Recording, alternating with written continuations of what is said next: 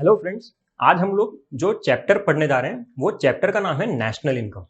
अब फ्रेंड्स हम लोग ऐसा मानते हैं नॉर्मली कि नेशनल इनकम बहुत टफ चैप्टर है। उसके अंदर सम्स आते हैं कैलकुलेट करने के लिए, बहुत सारे फॉर्मूलाज है, एन नंबर ऑफ फॉर्मूलाज। लेकिन अगर हम लोग है ना कभी भी डायरेक्टली फॉर्मूला पे शिफ्ट हो जाएंगे, सम्स कैलकुलेट करेंगे तो वो ना टफ पड़ेगा। उसके लिए पहले हमको क्या पता होना चाहिए, तो थियोरिटिकल कॉन्सेप्ट्स पता होने बहुत जरूरी है। हम लोग इस तरीके से टेक्निक्स पढ़ेंगे कि फॉर्मूला मगअप करने की जरूरत ही नहीं है हमको। सीधा टेक्निक पढ़ो। टेक्निक अगर आती है तो फॉर्मूलाज अपने आप आएंगे, सम्स आएंगे ही आएंगे, गारंटी है। शॉर्ट शॉर्ट उस सम का आंसर आ ही जाएगा। ऐसा पॉसिबल ही नहीं है कि मुझे अगर थियोरिटिकल कॉन्सेप्ट नहीं आते, अगर थियोरिटिकल कॉन्सेप्ट नहीं आएंगे तो सम्स भी नहीं आएंगे। लेकिन अगर थियरी आती है जो आज के लेक्चर में हम लोग पढ़ेंगे तो सम्स का आंसर आ ही जाएगा हमारा। सबसे पहले हम लोग ये समझेंगे कि नेशनल इनकम का मीनिंग क्या होता है, किस तरीके से नेशनल इनकम कैलकुलेट की जाती है, कौन से अलग अलग मेथड यूज करेंगे हम लोग। ये सारी चीज हम लोगों को पहले डिटेल में थियोरेटिकली पढ़नी है। सबसे पहले हम लोग ये देखेंगे कि कौन से 3 ऐसे मेथड है जिससे नेशनल इनकम कैलकुलेट की जाती है। जैसे कि सबसे पहले मैं आपको बता सकता हूं, एक होता है आउटपुट मेथड, दूसरा होता है income method, and last is expenditure method. अब ये 3 अलग अलग मेथड है, बट इसमें क्या है, किस तरीके से हम लोग फाइंड आउट करेंगे कि हमारे कंट्री की नेशनल इनकम क्या है। दूसरी चीज याद रखना फ्रेंड्स, मैं कोई भी मेथड यूज करूं, आउटपुट मेथड हो, इनकम मेथड हो या एक्सपेंडिचर मेथड, हमेशा मेरा आंसर सेम ही आना चाहिए, कंपलसरी है। और एग्जाम में जब हमको सम्स पूछते हैं तो ऐसा जरूरी नहीं है कि एक ही मेथड से सम कैलकुलेट करने को बोलेंगे। It might be possible that they are asking to solve the sum with both the methods और ऑल 3 मेथड्स। हमको तो तीनों 3 मेथड अच्छे से आने चाहिए। अगर हम लोग डिटेल में बात करें, सबसे पहले हम लोग आउटपुट मेथड देखते हैं। आउटपुट मेथड का मतलब क्या है कि यहां पे मैं जो नेशनल इनकम कैलकुलेट करने वाला हूं वो सभी गुड्स एंड सर्विसेज की वैल्यू को टोटल करूंगा। मतलब मेरी कंट्री में जितने भी गुड्स प्रोड्यूस हुए हैं या जितनी भी सर्विसेज प्रोवाइड की गई है उन सभी की वैल्यू को ऐड करेंगे ना, तो हमको हमारी नेशनल इनकम मिल जाएगी, जिसको हम लोग जीडीपी भी बोल सकते हैं। आउटपुट मेथड में बेसिकली हमको क्या करना है, तो value of goods plus value of services, ये दो चीजों को टोटल करना है। बहुत सिंपल है कि एक अकाउंटिंग ईयर में हमारी कंट्री में कितना प्रोडक्शन हुआ है, चाहे वो गुड्स का हो या फिर सर्विसेज का हो। फर्स्ट आउटपुट मेथड है जहां पे हम लोग देख सकते हैं, it is defined as a flow of goods and services produced by the normal resident of a country in an accounting year. Friends, एक अकाउंटिंग ईयर की बात की है, इस साल में जो प्रोड्यूस किया है वो। सबसे पहले आउटपुट मेथड से हम लोग क्या कर सकते हैं, नेशनल इनकम कैलकुलेट कर सकते हैं। लेकिन फ्रेंड्स एक चीज याद रखना, आउटपुट मेथड से हम लोग गुड्स सर्विसेज कंसीडर करते हैं, लेकिन कुछ प्रिकॉशंस भी होते हैं। जैसे एक एग्जांपल देता हूं, sale of second hand goods. अगर सेकंड हैंड गुड्स सेल हुए ना तो वो कभी भी आउटपुट मेथड में नहीं हुआ। क्यों? क्योंकि ऑलरेडी हमने ओरिजिनल प्रोडक्ट की वैल्यू क्या कर ली थी, अंदर कंसीडर कर ली थी। तो अगर ऐसी कोई चीज है सेकंड हैंड गुड्स है ऐसा कुछ, तो उसको हम लोग कभी भी कंसीडर नहीं करेंगे। फिर अगर कोई भी इनकम जनरेट हो रही है गैम्बलिंग से, तो वो भी इंक्लूड नहीं करेंगे, क्योंकि ऐसी सब चीजें रिकॉर्ड नहीं होती है, यहाँ पे प्रोडक्शन है ऐसा कुछ नहीं है। उस चीज का हमेशा हम लोगों को ध्यान रखना है। आगे हम लोग देखेंगे कि कौन से ऐसे प्रिकॉशंस है, बट ये सिर्फ एक एग्जाम्पल था। हम लोगों को ओवरव्यू आइडिया होना चाहिए कि कौन सी चीजें हम लोग इंक्लूड करेंगे और कौन सी चीजें हम लोग इंक्लूड नहीं करेंगे। अब फ्रेंड्स, अब नेक्स्ट जो मेथड है जो हम लोग देख रहे हैं वो है income method, that is income approach.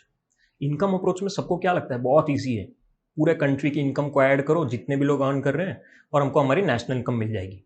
लेकिन इतना इजी नहीं है फ्रेंड्स। हमको पहले तो ये पता होना चाहिए कि कौन सी तरह की इनकम को ऐड करना है। 2 तरह की इनकम होती है, एक होती है फैक्टर इनकम, एक होती है ट्रांसफर इनकम। हमको यहां पे जो इनकम ऐड करनी है ना फ्रेंड्स, वो फैक्टर इनकम है। Factor income is that income which is earned by the resident. जो पैसा मैंने मेहनत से कमाया है उसी चीज को मैं क्या करूंगा, इनकम अप्रोच में इंक्लूड करूंगा। अगर कोई तरह की ट्रांसफर इनकम है, से फॉर एग्जांपल अनएम्प्लॉयमेंट अलाउंस है, लॉटरी से मैंने कोई पैसा जीता है, पॉकेट मनी, मेरे फादर ने मुझे पॉकेट मनी दी है, तो ऐसी कोई भी चीज हम लोग यहां पे इनकम मेथड में इंक्लूड नहीं कर सकते। कौन सी इनकम ऐड करेंगे, only and only factor income. पूरे साल में हम लोगों ने जो भी फैक्टर इनकम अर्न की है उस चीज को हमको क्या करना है, ऐड करना है यहां पे। दूसरा जो मेथड होता है फ्रेंड्स वो है एक्सपेंडिचर मेथड। एक्सपेंडिचर मेथड मतलब यहां पे हम लोग क्या देखेंगे कि जो भी एक्सपेंडिचर इनकर हुआ है पूरी कंट्री में, वो सभी तरह के एक्सपेंडिचर को ऐड करना है। कौन सा एक्सपेंडिचर हो सकता है फ्रेंड्स, तो बिजनेसमैन अगर कोई तरह का एक्सपेंडिचर कर रहा है, तो जैसे बिजनेसमैन कौन सा एक्सपेंडिचर करता है, इन्वेस्टमेंट एक्सपेंडिचर। हाउस होल्ड यानी हम लोग कोई खर्चा कर रहे हैं, कौन सा खर्चा करते हैं हम लोग, कंजम्पशन एक्सपेंडिचर यानी कंजम्पशन पर्पस के लिए जो भी खर्चा किया हम लोगों ने। गवर्नमेंट अगर कोई तरह का खर्चा कर रही है, गवर्नमेंट कौन सा एक्सपेंडिचर इनकर करेगी? तो गवर्नमेंट दोनों एक्सपेंडिचर इनकर कर सकती है, इन्वेस्टमेंट पर्पस के लिए भी और कंजम्पशन पर्पस के लिए भी। एंड लास्ट हम लोग जो फ्रेंड्स कंसीडर करते हैं वो है net exports, that is export minus import. So friends इतनी टोटल चीजें हैं जो हम लोग एक्सपेंडिचर मेथड में इंक्लूड करते हैं फ्रेंड्स। सभी एक्सपेंडिचर को ऐड करूंगा पूरे साल में जो भी एक्सपेंडिचर हुए, सो मुझे क्या मिल जाएगा? मेरी कंट्री की नेशनल इनकम मिल जाएगी फ्रेंड्स। सो 3 अलग अलग मेथड देखे हम लोगों ने, output method, income method and expenditure method. अब फ्रेंड्स नेक्स्ट हमको जो टॉपिक समझना है वो है nominal GDP and real GDP. अब नॉमिनल और रियल, नॉर्मली जीडीपी क्या होता है ना, हम सबको पता है। कैसे फाइंड आउट करते हैं जीडीपी हम लोग? प्रोडक्ट मेथड में हम लोगों ने देखा था कि हम लोग क्या करेंगे, प्राइस इंटू क्वांटिटी, हमको हमारे कंट्री की नेशनल इनकम मिल जाती है। लेकिन सभी कमोडिटी का प्राइस कंसीडर करना है, सभी कमोडिटी की क्वांटिटी कंसीडर करनी है, तो नॉमिनल जीडीपी कैसे कैलकुलेट करेंगे, रियल जीडीपी कैसे कैलकुलेट करेंगे, वो इंपॉर्टेंट पार्ट है। सबसे पहले हम लोग नॉमिनल जीडीपी देखते हैं, नॉमिनल नेशनल इनकम देखते हैं कि किस तरीके से नेशनल इनकम कैलकुलेट की जाती है। मैंने बोला नेशनल इनकम कैलकुलेट करना है, बहुत सिंपल है, प्राइस इंटू क्वांटिटी। जो भी गुड्स का प्राइस है मल्टीप्लाई बाय उसकी जो क्वांटिटी है। बट कौन सा प्राइस एंड कौन सी क्वांटिटी? जैसे हम लोगों ने देखा पहले भी, प्राइस इंटू क्वांटिटी तो कर दिया मैंने, लेकिन कौन से ईयर का प्राइस लूंगा मैं? तो नॉमिनल नेशनल इनकम है। जब भी हम लोग नॉमिनल नेशनल इनकम की बात करते हैं, जो प्राइस आएगा वो करंट ईयर का आएगा, मतलब इस साल का प्रिवेलिंग ईयर का जो भी प्राइस है वो कंसीडर करूंगा, इनटू प्रिवेलिंग ईयर की जो क्वांटिटी है वो। याद रखना है फ्रेंड्स, क्वांटिटी हमेशा एग्जिस्टिंग जो प्रिवेलिंग ईयर है उसी की लेनी होती है हमको। सो प्राइस इंटू क्वांटिटी करेंगे तो हमको हमारी नॉमिनल नेशनल इनकम मिल जाएगी फ्रेंड्स। और नॉमिनल नेशनल इनकम को इसीलिए दूसरे नाम से हम लोग national income at current price भी बोला जाता है, क्योंकि प्राइस कौन सा कंसीडर किया है मैंने? करंट ईयर का प्राइस कंसीडर किया है मैंने। सो nominal national income is national income at current price, current year का प्राइस कंसीडर कर रहे थे हम लोग। दूसरा फ्रेंड्स जो टॉपिक है वो है रियल नेशनल इनकम। यहां पे भी same, price into quantity, same तरीका है, कुछ डिफरेंस नहीं है। लेकिन फिर से सेम क्वेश्चन, प्राइस कौन से ईयर का लेना चाहिए? तो ये रियल नेशनल इनकम है। यहां पे जो प्राइस लूंगा वो मैं बेस ईयर का प्राइस लूंगा फ्रेंड्स। कौन से ईयर का? बेस ईयर का। बेस ईयर का प्राइस लेंगे और क्वांटिटी करंट ईयर की, मतलब अभी की ही लेंगे हम लोग। Real national income best method है फ्रेंड्स। इसके थ्रू हम लोगों को पता चलेगा कि एक्चुअल में हमारे कंट्री की नेशनल इनकम बढ़ रही है या नहीं बढ़ रही। क्योंकि नेशनल इनकम अगर प्राइस की वजह से बढ़ रही है ना फ्रेंड्स, तो उसका कोई फायदा नहीं है, तब वेलफेयर नहीं होता। नेशनल इनकम किसकी वजह से बढ़नी चाहिए? तो आउटपुट की वजह से, मतलब प्रोडक्शन इंक्रीज होना चाहिए, तब जाके मैं बोल सकता हूं कि मेरी कंट्री में क्या हो रहा है, वेलफेयर हो रहा है, मेरी कंट्री की नेशनल इनकम बढ़ रही है और कंट्री के लिए वो चीज अच्छी है। सो दो चीजें याद रखनी है, nominal national income and real national income. और रियल नेशनल इनकम का दूसरा नाम national income at constant price. Nominal के अंदर हमने क्या देखा था? Current price. यहां पे हम लोग क्या देखेंगे? कांस्टेंट प्राइस देखेंगे friends. So nominal and real. अब फ्रेंड्स नेक्स्ट जो टॉपिक है वो है नेशनल इनकम एंड वेलफेयर, उसके लिमिटेशंस देखने फ्रेंड्स। बहुत बार हम लोगों को ऐसा लगता है कि कंट्री की अगर नेशनल इनकम बढ़ रही है तो डेफिनेटली कंट्री में वेलफेयर भी बढ़ा ही होगा, लेकिन ऐसा जरूरी नहीं होता हर बार। हमारे पास कुछ ऐसे फैक्टर्स है, कुछ ऐसे लिमिटेशंस है जिसको देख के मैं डिसाइड कर सकता हूं, मैं बता सकता हूं कि हाँ हर बार नेशनल इनकम बढ़ेगी तो उसका मतलब ये नहीं है कि वेलफेयर भी बढ़ेगा। सो हमको अलग अलग फैक्टर्स देखने हैं, जिसमें सबसे फर्स्ट फैक्टर हमको जो दिया है वो दिया है monetary increase in national income. कि सिर्फ और सिर्फ मॉनिटरी इंक्रीज हो रहा है अगर नेशनल इनकम के अंदर, अगर सिर्फ प्राइस इंक्रीज हो रहे हैं से फॉर एग्जांपल, और उसकी वजह से नेशनल इनकम इंक्रीज हो रही है, तो फ्रेंड्स नेशनल इनकम बढ़ी है बट वेलफेयर कहां बढ़ा है? मैंने अभी 2 मिनट पहले बताया कि वेलफेयर के लिए प्रोडक्शन बढ़ना चाहिए, प्राइस नहीं। यहां पे हम लोगों को इसीलिए देके रखा है there would be no increase in economic welfare. अगर प्राइस की वजह से इनकम बढ़ी है तो फिर इकोनॉमिक वेलफेयर नहीं हो सकता। क्या बढ़ना चाहिए? प्रोडक्शन बढ़ना चाहिए। सो फर्स्ट फैक्टर हमको याद रखना है कि कभी भी प्राइस की वजह से इनकम बढ़ रही है तो वेलफेयर नहीं होगा, इवन दो हमारी नेशनल इनकम क्या हुई? इंक्रीज हुई है। सेकंड फैक्टर देख सकते हैं हम लोग, सेकंड लिमिटेशन जो हमको देके रखा है, डिस्ट्रीब्यूशन ऑफ नेशनल इनकम। अब नेशनल इनकम किस तरीके से डिस्ट्रीब्यूट होती है फ्रेंड्स, वो भी हमारे लिए इंपॉर्टेंट है कि किस तरीके से नेशनल इनकम को डिस्ट्रीब्यूट किया गया।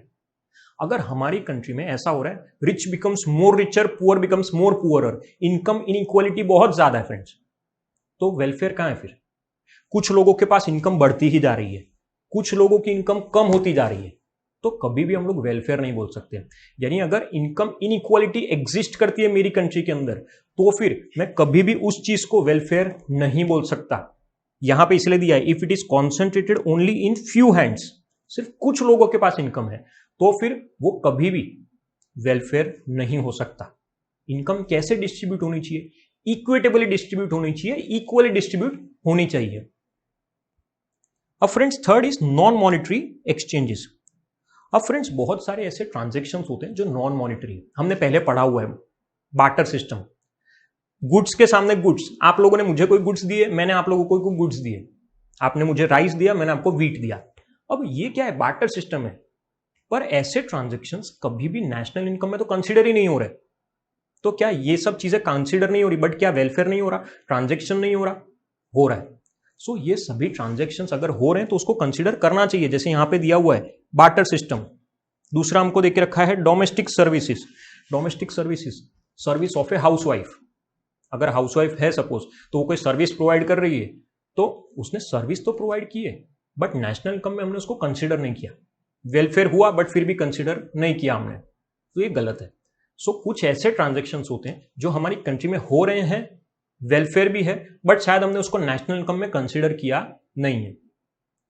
So next friends, externalities. अब फ्रेंड्स एक्सटर्नलिटीज, जब भी हम लोग कोई प्रोडक्शन करते हैं किसी चीज का, गुड्स का या कोई भी चीज का, तो कुछ एक्सटर्नलिटीज होती है, पॉजिटिव भी हो सकती है, नेगेटिव भी हो सकती है। नेगेटिव एक्सटर्नलिटी का एक एग्जांपल देता हूं। सपोज करो मेरी कोई बहुत बड़ी कंपनी है, मैं मैन्युफैक्चरिंग करता हूं किसी पर्टिकुलर प्रोडक्ट का, और मेरी मैन्युफैक्चरिंग कंपनी की वजह से एनवायरमेंट में बहुत ज्यादा पॉल्यूशन हो रहा है। अगर पॉल्यूशन होगा फ्रेंड्स, मेरी इनकम बढ़ रही है शायद, और मेरी इनकम बढ़ रही है तो शायद ऐसा हो सकता है कि कंट्री की नेशनल इनकम भी बढ़ रही है, मैं बहुत अर्न कर रहा हूं। लेकिन एक चीज सोच के देखो, इनकम बढ़ी है, क्या वेलफेयर बढ़ा है? मेरी वजह से तो सोसाइटी में पॉल्यूशन हो रहा है, शायद लोगों को बीमारी हो रही है अलग अलग, स्किन डिसीज है, ऐसा कुछ भी। तो मैंने इनकम अर्न की है, मेरी कंट्री ने इनकम अर्न की अच्छी खासी, लेकिन कहीं पे भी वेलफेयर नहीं हुआ। इसलिए हम लोग यहां पे देख सकते हैं it creates economic bad such as pollution, ये सब प्रॉब्लम्स है। सो इन सब चीजों को कंसीडर ही नहीं किया कभी भी हम लोगों ने। सिर्फ पैसा कंसीडर नहीं करते, वेलफेयर भी कंसीडर करते हैं friends. Next factor friends, rate of population growth. ये तो हम सबको पता है, सबसे बड़ा प्रॉब्लम इकोनॉमिक्स में, कुछ भी पढ़ो, कुछ भी आंसर हो, पॉपुलेशन तो पहले आ जाता है। इंडिया में अप्रोक्सीमेटली 2.2% पॉपुलेशन हर साल बढ़ जाती है फ्रेंड्स। 2.2%, सोच के देखो 130 करोड़ की आबादी है, उसमें 2.2% पॉपुलेशन मतलब अप्रोक्सीमेटली 2.25 से 2.5 करोड़ की पॉपुलेशन बढ़ जाती है। जब 2.25 से 2.5 करोड़ की पॉपुलेशन हर साल बढ़ेगी, उसका मतलब पता है क्या? हर साल है ना एक ऑस्ट्रेलिया इंडिया के अंदर आ जाता है, क्योंकि ऑस्ट्रेलिया की टोटल पॉपुलेशन ही 2 करोड़ है। सो हम लोग सोच सकते हैं कि पॉपुलेशन कितनी ज्यादा है। अब अगर हमारी कंट्री में नेशनल इनकम बढ़ रही है लेकिन पॉपुलेशन उससे भी ज्यादा रेट से बढ़ रही है, तो यहां पे वेलफेयर नहीं है। क्यों? क्योंकि शायद जो पर कैपिटा इनकम है ना, वो कम होती जा रही है बढ़ने की जगह। सो याद रखना है फ्रेंड्स कि नेशनल इनकम अगर बढ़ रही है तो अच्छी बात है, बट पॉपुलेशन का जो रेट है ना, वो उससे थोड़ा स्लो होना चाहिए। यहां हमारी कंट्री में तो ऑपोजिट हो रहा है, जितनी नेशनल इनकम बढ़ती है पॉपुलेशन उससे भी ज्यादा स्पीड से बढ़ जाती है। सो वेलफेयर यहां पे कहीं भी नहीं होगा friends. And last point friends, exploitation of labour. अब मैंने इनकम कैसे अर्न की है ना, वो भी इंपॉर्टेंट है। अब सपोज मैं मेरे अंडर में लेबरर्स को रख रहा हूं, 50 लेबरर्स हैं, दिन रात में उनसे काम करवा रहा हूं, एक्सप्लॉइट कर रहा हूं, लेकिन जब पे करने की बारी आती है तो मैं नहीं यार पैसे नहीं है, मैं बहुत ज्यादा पे नहीं करूंगा। यानी मैं पे 5 आवर्स के लिए कर रहा हूं, काम उनसे 10 आवर्स करवा रहा हूं। मेरी इनकम तो बढ़ रही है, मैं अच्छा खासा कमा रहा हूं, मेरा प्रोडक्शन तो बहुत अच्छा चल रहा है, लेकिन मैंने कैसे कमाया? लेबरर्स को एक्सप्लॉइट करके। और जब मैं किसी को एक्सप्लॉइट करके अर्न करता हूं तो ये गलत है। नेशनल इनकम बढ़ गई लेकिन हमारी कंट्री का वेलफेयर क्या वो बढ़ा? नहीं। सो हमने ये ऐसे फैक्टर्स देखे हैं जहां पे प्रूव होता है कि नेशनल इनकम के बढ़ने की वजह से हर बार वेलफेयर बढ़े, ऐसा जरूरी नहीं है। अब फ्रेंड्स हमने इतने टॉपिक्स पढ़े, मैं उम्मीद करता हूं ऐसा सबको समझ में आ ही रहा होगा, और आया ही होगा डेफिनेटली। अब नेक्स्ट हमको जो टॉपिक समझने हैं फ्रेंड्स, अब कुछ अलग अलग टॉपिक्स है, जैसे कि नेट इनकम है, ग्रॉस इनकम है। ये अलग अलग टॉपिक समझना बहुत इंपॉर्टेंट है। क्योंकि ये थियरिटिकल कॉन्सेप्ट्स है। अगर ये कॉन्सेप्ट्स, ये टेक्निक्स अभी जो हम पढ़ने जा रहे हैं ना, वो अगर समझ में नहीं आया ना, तो याद रखना सम्स में बहुत प्रॉब्लम होगी। और अगर ये आ गया ना, ये टेक्निक्स आ गई, 3 टेक्निक जो अभी हम लोग पढ़ेंगे, अगर ये टेक्निक्स आती है तो ऑटोमेटिकली सब कुछ हमको आएगा ही आएगा, गारंटीड, डेफिनेटली, बेट मारता हूं मैं। सो हम अलग अलग 3 टेक्निक सीखेंगे। सबसे पहली टेक्निक हमको ये पता होना चाहिए कि ग्रॉस इनकम क्या होता है, नेट इनकम क्या होता है। Gross income and net income. अब फ्रेंड्स, जैसे हम लोग अकाउंट्स में देखते थे कि हम लोग है ना, जब ट्रेडिंग अकाउंट बनाते थे तो हमारा ग्रॉस प्रॉफिट आता था। जब प्रॉफिट एंड लॉस अकाउंट बनाते हैं ना, तो उसमें नेट प्रॉफिट आता है। ग्रॉस प्रॉफिट से नेट प्रॉफिट पे जाने के लिए हम लोग कुछ एक्सपेंसेस को माइनस करते हैं। सेम उसी तरीके से यहां पे हम लोग जब इनकम की बात करते हैं, मुझे अगर ग्रॉस इनकम से नेट इनकम पे जाना है तो मुझे कुछ चीजों को माइनस करना पड़ेगा। ऑपोजिट भी कर सकते हैं, अगर नेट इनकम से ग्रॉस इनकम पे जाना है तो कुछ चीजों को मुझे क्या करना पड़ेगा, प्लस करना पड़ेगा। पर क्या है, देखो, जैसे हम लोग कोई भी गुड्स बनाते हैं तो गुड्स बनाने के लिए हम लोग बहुत सारी चीजों को यूज करते हैं। प्लांट एंड मशीनरी है, लैंड एंड बिल्डिंग है, टूल्स एंड इक्विपमेंट्स है, ये सब चीजों को मैंने यूज किया। जब तुम लोग ये चीज यूज करते हो तो हमने अकाउंट्स में पढ़ा है डेप्रीसिएशन, घसारो भी बोलते हैं उस चीज को। अगर हम लोग डेप्रीसिएशन चार्ज करेंगे तो हम लोग ग्रॉस इनकम से कहां पे आ जाएंगे, नेट इनकम पे। और जरूरी है, करना ही चाहिए। मैंने अगर कैपिटल गुड्स यूज किए हैं तो कैपिटल गुड्स के ऊपर डेप्रीसिएशन होता है, जो चीज मुझे कंपल्सरीली क्या करनी पड़ेगी, माइनस करनी पड़ेगी। सो फ्रेंड्स, इन केस अगर मुझे ग्रॉस इनकम से नेट इनकम पे जाना है तो उसके लिए मैं क्या करूंगा, तो minus depreciation. So gross income से नेट इनकम पे जाने के लिए सबसे पहले हमको क्या याद रखना है कि हमको डेप्रीसिएशन माइनस करना पड़ेगा। क्यों? क्योंकि हमने कैपिटल गुड्स को क्या किया था, यूज किया था, जिसके ऊपर मैंने डेप्रीसिएशन चार्ज किया है। वही रिवर्स अगर समझे हम लोग, नेट से ग्रॉस पे जाना है तो हम लोग डेप्रीसिएशन क्या कर देंगे, ऐड कर देंगे। ऑपोजिट करना है, पहले मैंने सबट्रैक्ट किया था, बाद में मैं क्या कर दूंगा, ऐड कर दूंगा फ्रेंड्स। सो पहली टेक्निक याद रखनी है, ग्रॉस से नेट पे जाने के लिए हम लोग डेप्रीसिएशन क्या करेंगे, माइनस करेंगे, और नेट से ग्रॉस पे जाने के लिए हम लोग क्या करेंगे, डेप्रीसिएशन को ऐड कर देंगे। सो ये फर्स्ट टेक्निक है फ्रेंड्स, फर्स्ट लेवल हमने पार कर लिया है। अब सेकेंड लेवल की बारी आती है। अब जो सेकेंड लेवल है वहां है डोमेस्टिक इनकम और नेशनल इनकम। बहुत इंपॉर्टेंट है फ्रेंड्स। सबसे पहले डोमेस्टिक इनकम की बात करते हैं। डोमेस्टिक इनकम मतलब ऐसी इनकम है जो हमने हमारी कंट्री ज्योग्राफिकल बाउंड्री के अंदर अर्न की है, इंडिया के अंदर अर्न की है। जो भी पैसा कमाया, चाहे वो इंडियन ने कमाया, किसी एनआरआई ने कमाया, किसी ने भी कमाया, डजंट मैटर, ज्योग्राफिकल बाउंड्री के अंदर अगर इनकम अर्न की है तो उसको मैं क्या बोलूंगा, डोमेस्टिक इनकम बोलूंगा। जबकि नेशनल इनकम की बात करें तो नेशनल इनकम मतलब हम लोग सिर्फ उनकी इनकम ऐड करेंगे जो हमारी कंट्री के रेसिडेंट है। रेसिडेंट्स ऑफ द कंट्री की इनकम को अगर ऐड करोगे तो क्या मिलेगा, national income. But friends, domestic income से नेशनल इनकम पे जाने के लिए क्या चीज याद रखनी है, तो वो है NFIA, net factor income from abroad. मुझे मालूम है बहुत बड़ा है बट बहुत सिंपल है, NFIA, net factor income from abroad. अब ये net factor income from abroad के लिए 2 अलग कॉन्सेप्ट पहले पता चलने चाहिए हमको। वो है फीफा एंड फीटा। फीफा मतलब वर्ल्ड कप की बात नहीं कर रहा हूं मैं, फीफा यहां पे फॉरेन इनकम फ्रॉम एब्रॉड, मतलब फॉरेन से जो पैसे हमारी कंट्री में आ रहे हैं वो अच्छी बात है, हमारी कंट्री के लिए क्या है, इनकम है, पैसा आ रहा है। फीटा, फॉरेन इनकम टू एब्रॉड, पैसा जा रहा है। अब सपोज मुझे किसी कंट्री से 1000 रिसीव हो रहा है, 1000 रुपए क्या कर रहा हूं, रिसीव कर रहा हूं। उसी तरीके से मेरी कंट्री उस कंट्री में 600 रुपीज सेंड कर रही है। 1000 रुपए आ रहे हैं, 600 रुपए जा रहे हैं। सो नेट कितना हुआ, नेट मेरी कंट्री ने कितना रिसीव किया, 400। सो ये जो 400 नेट आंसर है ना, वो क्या है, net factor income from abroad, हमारा नेट में आंसर आ गया। और याद रखना, ये जो NFIA है ये पॉजिटिव भी हो सकता है, नेगेटिव भी हो सकता है। ऐसा भी पॉसिबल है कि मैंने 1000 रुपए रिसीव किए लेकिन मैंने जो भेजे हैं रुपए वहां पे वो 1600 रुपए, मतलब 600 रुपए हमारा जो आंसर है ना वो नेगेटिव में आ चुका है। सो NFIA पॉजिटिव भी हो सकता है, नेगेटिव भी हो सकता है, दोनों पॉसिबिलिटीज है। सो हमको याद रखना है कि अगर हमको डोमेस्टिक इनकम से नेशनल इनकम पे जाना है तो उसके लिए हम लोग क्या करेंगे, प्लस NFIA। उसी तरीके से रिवर्स भी सोच सकते हैं हम लोग कि अगर मुझे नेशनल से डोमेस्टिक पे जाना है तो मैं माइनस करूंगा NFIA। सो पता चलना चाहिए डोमेस्टिक से नेशनल के लिए हम लोग क्या करते हैं, NFIA को ऐड करते हैं, और नेशनल से डोमेस्टिक के लिए क्या करते हैं, तो NFIA को माइनस करेंगे। अब फ्रेंड्स थर्ड और लास्ट टेक्निक, लेवल 2 भी पार हो गया, अब लेवल 3 लास्ट टॉपिक है ये है market price and factor cost. Factor cost और मार्केट प्राइस का डिफरेंस पता होना चाहिए। मैंने कोई प्रोडक्ट बनाया, प्रोडक्ट बनाने के लिए मैंने फैक्टर्स को यूज किया, land, labour, capital and entrepreneur, ये 4 अलग अलग फैक्टर्स को यूज किया। इनको हम लोग रिवॉर्ड भी पे करते हैं, रेंट है, वेजिस है, इंटरेस्ट है, प्रॉफिट है, ये 4 अलग अलग फैक्टर्स यूज किए, उनको रिवॉर्ड भी पे किया। ये क्या थी, मेरी कॉस्ट थी, फैक्टर कॉस्ट। लेकिन मार्केट में जब कोई प्रोडक्ट सेल होता है ना, तो फैक्टर कॉस्ट पे सेल नहीं होता, मार्केट प्राइस पे सेल होता है। अब एक चीज सोच के देखो, अगर मेरा 100 रुपीज का प्रोडक्ट है तो मार्केट में 100 रुपीज में सेल नहीं होगा, मार्केट में उसके ऊपर टैक्स लग जाता है। जैसे 18 रुपीज सपोज जीएसटी लगा, तो प्रोडक्ट कितने में सेल होगा, 118। अब ये 100 रुपीज क्या था फ्रेंड्स, तो ये फैक्टर कॉस्ट थी मेरी। ये 118 क्या है, मार्केट प्राइस है मेरा। सो हमको ये पता होना चाहिए factor cost and market price.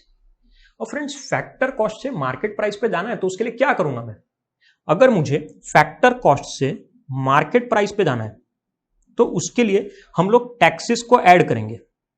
और याद रखना फ्रेंड्स, कौन से टैक्स, तो इनडायरेक्ट टैक्स। इनडायरेक्ट टैक्स मतलब जैसे जीएसटी है, एक्साइज ड्यूटी है, या फिर सर्विस टैक्स, वैट जो पहले इंप्लीमेंट होता था, ये सब, तो ये सब इनडायरेक्ट टैक्सेस है जिसको ऐड किया जाता है। इन केस गवर्नमेंट ने हमको सब्सिडी प्रोवाइड की है तो सब्सिडी क्या हो जाएगी, माइनस हो जाएगी फ्रेंड्स। तो फैक्टर कॉस्ट से मार्केट प्राइस पे जाने के लिए हम लोग क्या करेंगे, टैक्सेस को ऐड कर देंगे और सब्सिडीज को माइनस कर देंगे। और रिवर्स भी कर सकते हैं हम लोग, मार्केट प्राइस से फैक्टर कॉस्ट पे जाना है तो ऑपोजिट, टैक्स को मैं माइनस कर दूंगा एंड सब्सिडीज को मैं क्या कर दूंगा, प्लस कर दूंगा। सो फ्रेंड्स ये 3 अलग अलग टेक्निक्स है। अगर ये 3 टेक्निक्स आती है तो फॉर्मूलाज बहुत सिंपल हो जाएंगे। कोई भी फॉर्मूला रट्टा नहीं मारना पड़ेगा, मगअप नहीं करना पड़ेगा, हम लोग डायरेक्टली क्या कर सकते हैं, सॉल्व कर सकते हैं सम्स को। सो ये 3 टेक्निक सबको याद रखनी है कि किस तरीके से हम लोग ग्रॉस इनकम से नेट इनकम पे जाएंगे, डोमेस्टिक इनकम से नेशनल इनकम पे जाएंगे, और फैक्टर कॉस्ट से मार्केट प्राइस पे जाएंगे फ्रेंड्स। अब फ्रेंड्स नेक्स्ट जो टॉपिक है हमारा वो है प्राइवेट इनकम। क्या होता है प्राइवेट इनकम? अभी तक फ्रेंड्स हम लोग नेशनल इनकम देख रहे थे, पूरे कंट्री की बात कर रहे थे। अब हम लोग प्राइवेट इनकम की बात कर रहे हैं। प्राइवेट इनकम मतलब ऐसी इनकम जो हाउस होल्ड ने या बिजनेसमैन ने अर्न की है। Private income includes both income of household as well as income of businessman, दोनों की इनकम है। दूसरी चीज फ्रेंड्स, प्राइवेट इनकम में हर तरह की इनकम इंक्लूड हो जाती है, मतलब चाहे वो फैक्टर इनकम हो या ट्रांसफर इनकम हो। फैक्टर इनकम मतलब मैंने मेहनत से पैसा कमाया तो भी यहां पे ऐड करूंगा। ट्रांसफर इनकम है pocket money, unemployment allowance, pension, वो भी ऐड करूंगा मैं यहां पे। So it includes both factor as well as transfer income. वो चीज का हमको ध्यान रखना है फ्रेंड्स यहाँ पे। अब फैक्टर इनकम में फ्रेंड्स देखो यहाँ पे दिया हुआ है हमको, it includes both earned and unearned income, ये तो हमको पता ही है। लेकिन और भी कुछ कंपोनेंट्स है, जैसे अगर मुझे प्राइवेट इनकम फाइंड आउट करना है तो प्राइवेट इनकम कैसे फाइंड आउट करूंगा? 2 तरीके हैं फ्रेंड्स। फर्स्ट बहुत इजी मेथड है, हम लोग हमारे कंट्री की जो नेशनल इनकम है उसमें से पब्लिक सेक्टर की इनकम को माइनस कर देंगे तो सिर्फ क्या बचेगा, प्राइवेट सेक्टर की इनकम बचेगी, यानी प्राइवेट इनकम। दूसरा तरीका हम लोग डिटेल में फॉर्मूला इंप्लीमेंट कर सकते हैं, जैसे कि हम लोग देख सकते हैं यहाँ पे कौन सी चीजें इंक्लूड करेंगे, तो है income from domestic product accruing to private sector, यानी प्राइवेट सेक्टर को जो इनकम आ रही है वो, बहुत सिंपल है वो तो। दूसरी चीज current transfer income from government, transfer income from government, government की तरफ से अगर कोई ट्रांसफर इनकम आ रही है, जैसे मैंने बोला मैं हाउस होल्ड हूं, मुझे पेंशन मिल रहा है गवर्नमेंट की तरफ से, अनएम्प्लॉयमेंट अलाउंस मिल रहा है गवर्नमेंट की तरफ से, सो ऐड होना चाहिए वो। अगर transfer income from rest of the world, दूसरी कंट्री से अगर कोई ट्रांसफर इनकम आ रही है तो उस चीज को भी मैं क्या करूंगा, ऐड करूंगा फ्रेंड्स। ट्रांसफर इनकम कहीं से भी हो सकती है, गवर्नमेंट से भी हो सकती है, फॉरेन कंट्री से भी आ सकती है। And last friends, interest on national debt. Interest on national debt मतलब ऐसा हो सकता है कि मैंने कोई गवर्नमेंट सिक्योरिटीज ये सब परचेज की है और उसके ऊपर मुझे इंटरेस्ट मिल रहा है, मतलब डिबेंचर्स या बॉन्ड के ऊपर मैं इंटरेस्ट अर्न कर रहा हूं। अब interest on national debt government के लिए एक्सपेंडिचर है, लेकिन मेरे लिए क्या है, मेरे लिए तो इनकम है, मैं पैसा रिसीव कर रहा हूं। सो ये सभी चीजों को हम लोग जब ऐड करते हैं तो हमको हमारी क्या मिल जाएगी, private income. And in case friends question में अगर हमको NFIA देके रखा है तो NFIA भी हम लोग क्या करेंगे, ऐड करेंगे फ्रेंड्स, इन केस अगर दिया है तो। सो हमारा आंसर आ जाएगा प्राइवेट इनकम। अब फ्रेंड्स प्राइवेट इनकम के बाद जो नेक्स्ट है वो है पर्सनल इनकम। जब हम लोग पर्सनल इनकम की बात करते हैं फ्रेंड्स पर्सनल इनकम बहुत सिंपल है। अगर आपको प्राइवेट इनकम आता है तो पर्सनल इनकम समझो आता ही आता है, इजी है, कुछ है ही नहीं उसके अंदर। प्राइवेट इनकम में मैंने क्या बोला था कि किसकी इनकम ऐड होनी चाहिए, तो बहुत सिंपल है, हाउस होल्ड की और बिजनेसमैन की, दोनों की। ये पर्सनल इनकम है, मतलब यहां पे जो इनकम ऐड होगी वो सिर्फ किसकी होगी, हाउस होल्ड की होगी। बिजनेसमैन की कोई भी इनकम यहां पे इंक्लूड नहीं होगी फ्रेंड्स। दूसरी चीज, यहां पे भी हम लोग दोनों चीज इंक्लूड करेंगे, factor income as well as transfer income. मैंने जो पैसा मेहनत से कमाया वो भी इंक्लूड करूंगा, जो नहीं कमाया अनअर्न्ड इनकम है उसको भी इंक्लूड करूंगा फ्रेंड्स। दोनों चीज यहां पे कंसिडर हो जाएगी। क्या चीज कंसिडर नहीं होगी, अगर सपोज मुझे पर्सनल इनकम फाइंड आउट करनी है तो कौन सी दो चीजें कंसिडर नहीं करूंगा, तो वो है corporate taxes and undistributed profit. ये दो चीजें इंक्लूड नहीं करते हम लोग। अनडिस्ट्रीब्यूटेड प्रॉफिट को फ्रेंड्स हम लोग रिटेन्ड अर्निंग भी बोल सकते हैं, जो बेसिकली कोई भी कॉर्पोरेट क्या करता है, रिटेन करके रखता है, खुद के पास रखता है। हम लोग इसका फॉर्मूला देखेंगे तो हमको ज्यादा क्लैरिटी आएगी इस चीज से रिलेटेड फॉर्मूला में। अब फॉर्मूला फ्रेंड्स पर्सनल इनकम का कैसे फाइंड आउट करूंगा, तो प्राइवेट इनकम जिसमें दोनों की इनकम थी, बिजनेसमैन की भी और हाउस होल्ड की भी। अब इसमें से मुझे क्या करना है, बिजनेसमैन की इनकम को बाहर निकाल देना है, सबट्रैक्ट कर देंगे हम लोग। फर्स्ट क्या माइनस करेंगे हम लोग, तो वो है अनडिस्ट्रीब्यूटेड प्रॉफिट यानी रिटेन्ड अर्निंग। जो पार्ट कंपनी खुद के पास ही रखती है वो पार्ट तो ऑब्वियस बात है हाउस होल्ड तक पहुंचने नहीं वाला है, सो उसको मैं प्राइवेट इनकम में से क्या कर दूंगा, माइनस कर दूंगा। सेकेंड इज कॉर्पोरेट टैक्स, मतलब कंपनी क्या करती है, गवर्नमेंट में टैक्स पे करती है, 30% टैक्स होता है या जो भी टैक्स अप्लाई हुआ है। सो हम लोग प्राइवेट इनकम में से undistributed profit and corporate tax, ये दो चीजों को अगर माइनस कर देते हैं तो हमको हमारी कौन सी इनकम मिल जाएगी, वो है पर्सनल इनकम मिल जाएगी। ये क्लियर हो रहा है सभी को? बहुत सिंपल फॉर्मूला है, शॉर्ट फॉर्मूला है। Next is friends personal disposable income. क्या होता है पर्सनल डिस्पोजेबल इनकम? अभी देखो अभी कंफ्यूजन बढ़ रहा है। पहले हम लोगों ने पढ़ा प्राइवेट इनकम, फिर हमने पढ़ा पर्सनल इनकम, अब हम पढ़ रहे हैं पर्सनल डिस्पोजेबल इनकम। आगे और भी कुछ आ सकता है पॉसिबिलिटी, मुझे पता नहीं है। अब पर्सनल डिस्पोजेबल इनकम की बात करते हैं। Personal disposable income means that income which is left after payment of all tax and non tax revenues. Tax और नॉन टैक्स जो भी चीजें हैं, fees, fine, penalty, tax, government को पे करने के बाद जो भी मेरे पास बच गया वो पर्सनल डिस्पोजेबल इनकम है। और फ्रेंड्स याद रखना यहां पे वर्ड क्या यूज किया है, पर्सनल। अगर पर्सनल है मतलब किसकी इनकम होनी चाहिए, सिर्फ हाउस होल्ड की इनकम होनी चाहिए। डिस्पोजेबल इनकम, डिस्पोजेबल इनकम मतलब क्या, टैक्स पे करने के बाद या नॉन टैक्स पे करने के बाद जो पैसा बच गया वो। सो बेसिकली यहां पे हम लोग देख रहे हैं कि हम लोग क्या करते हैं, टैक्सेस पे करते हैं। टैक्सेस पे करने के बाद हम लोग मिसलेनियस रिसिप्ट्स और भी कुछ हो सकती है गवर्नमेंट की जो हम पे करें। सो जो भी बच जाएगा वो हमारा आंसर क्या होगा, personal disposable income friends. So personal disposable income के लिए भी हम लोग फॉर्मूला देख सकते हैं, जैसे यहां पे दिया है personal disposable income is equal to personal income minus tax payments minus non tax payments. और यहां पे जो टैक्स पेमेंट है वो डायरेक्ट टैक्सेस है फ्रेंड्स, जैसे इनकम टैक्स।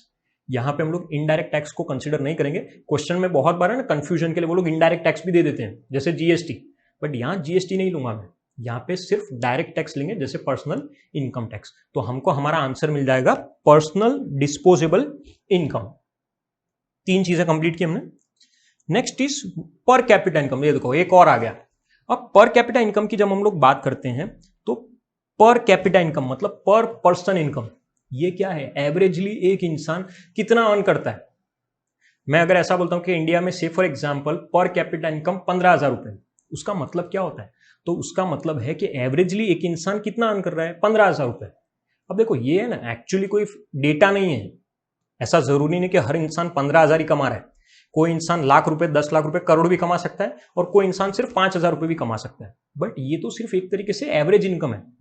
और अगर मुझे per capita income find out करनी है तो उसके लिए फॉर्मूला क्या यूज करेंगे, तो national income divided by total population. Country की पूरी इनकम को मैं किससे डिवाइड कर रहा हूं, टोटल पॉपुलेशन से डिवाइड कर रहा हूं। सो मुझे मेरा आंसर क्या मिलेगा, पर कैपिटा इनकम। और सेम उसी तरीके से हम लोग क्या कर सकते हैं, पर कैपिटा जीडीपी भी फाइंड आउट कर सकते हैं, GDP upon total population. So friends हमने आज बेसिक जितने भी कॉन्सेप्ट्स थे नेशनल इनकम के वो सभी कॉन्सेप्ट्स इंक्लूड किए हैं। जितने भी कॉन्सेप्ट मैंने पढ़ाए हैं मैं गारंटी देता हूं अगर अच्छे से आप लोगों ने देखा है तो ऑब्वियस बात है क्लियर हो ही गया होगा। कोई चांस ही नहीं है कि हमको ये नहीं आएगा, हमको ये टॉपिक आते हैं। और अगर हमको ये टॉपिक आते हैं तो सभी सम्स के आंसर हमारे परफेक्टली मैच होंगे ही होंगे। सो अब नेक्स्ट जो पार्ट है नेशनल इनकम का फ्रेंड्स, वो हम लोग नेक्स्ट सेशन में कंसीडर करेंगे और हम लोग देखेंगे कि एक एक मेथड को डिटेल में उसका फॉर्मूला कैसे डिराइव किया जाता है, वो सभी चीजें हम लोग कंसीडर करेंगे फ्रेंड्स। Thank you friends.